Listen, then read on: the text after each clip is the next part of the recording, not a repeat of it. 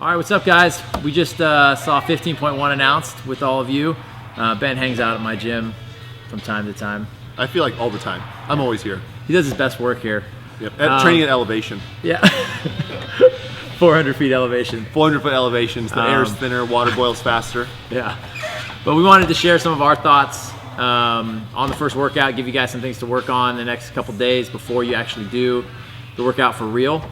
So how we're gonna do that, we're gonna break it up into two parts, just like it was done on the live feed. First half, 15, 10, 5, toes to bar, deadlifts, and snatches. I ran through it earlier, just 4 minutes of that. I think that's enough time for you to get a feel for what the workout's gonna be like and what the effect is gonna be on your body. So I recommend doing something in that range. 3, 4, maybe 5 minutes of it. I don't think you need to go through the whole thing. That way you don't risk tearing your hands or overtaxing, those muscle groups that you're going to need to do for the real thing.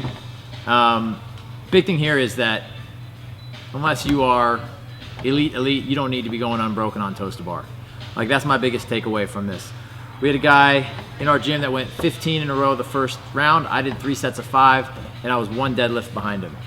So he really didn't gain that much by going straight through, but he lost a lot. Because by the time he got back to the bar, he was doing, triples or 4s, or it was all sporadic. Whereas I was able to go back and do 5, 5, 5 again because it's consistent, and I didn't take very much time off the bar. And I really think that's the key to this workout. If you watched Rich and even Matt in the release, they're not spending a lot of time resting. It's just off the bar, on the bar, off the bar, on the bar.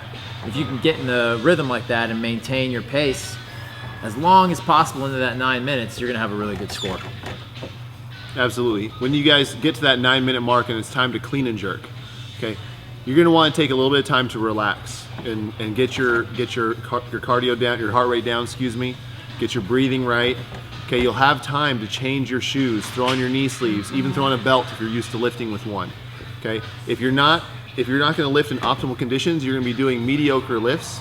Okay, you want to make sure that you're actually primed and ready to hit big lifts. So if you usually take your lifts and you have your lifters on, if you wear knee sleeves, if you wear a weight belt, make sure you do all of those things. Okay, you haven't taped your thumbs yet or need to readjust that tape, you might even have time to tape up your thumbs again. Okay, 3 quality attempts are better than 4 mediocre ones. Okay, so as far as the lifts are gonna go, you're gonna wanna make sure that your first lift is something that you're super confident about.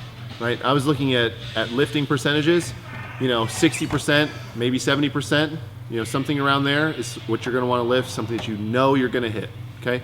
And you want to lift it with a technique that you're going to use the entire way through. So if you're planning on using the power clean, power jerk, then you need to make sure you power clean and power jerk from the start. If you're going to squat clean and split jerk, you need to make sure you do that. Okay, you're going to use whatever technique is what's going to take you the furthest, and you use the same technique all the way through. Okay, your second lift, it needs to be a solid lift. You're talking 75% to 80% of your 1 rep max now. You're moving up a little bit. It's gonna take a little bit more focus. Okay, you're gonna make sure you're chalked up, ready mentally, and you just go for that lift and you make sure you hit it. Okay, your last lift, you're gonna optimize your time on the clock. Depending on how you feel, you might need to take a little bit more time and go right up against that time cap. Okay, if you're feeling really good, you might need to use a little bit less time, and then you might be able to squeak in that 4th lift. But that 3rd lift is super critical, because that 3rd lift is going to be 90% to 100% of your current 1 rep max. Okay, if you have that 4th lift, you have that time, okay, you can go for that PR or whatever you need to do, okay, or that reattempt on that 3rd lift. But make sure you hit all 3 lifts and you're going to end up with a good score. A lot of you guys are going to be tempted to do this workout again. Say you don't hit your lift that you wanted to hit. Just remember that, say you don't hit your best clean and jerk, you decide to redo that workout, you're gonna basically risk losing whatever it was on the first, 15.1, the toe to bar, deadlift, power snatch workout. You don't get to take 1 of the first round and then take your clean on the 2nd round. It's gonna be 1 score in lump sum. So if you tear your hands on the first time through, it's probably gonna be your only go at it.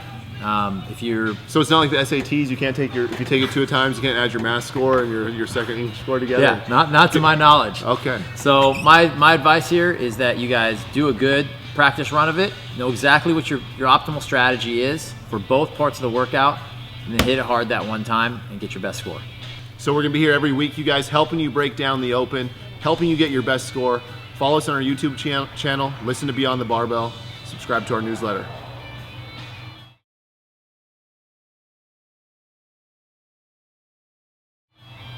Nice. Huh? Dude, one cut. One cut. Love it.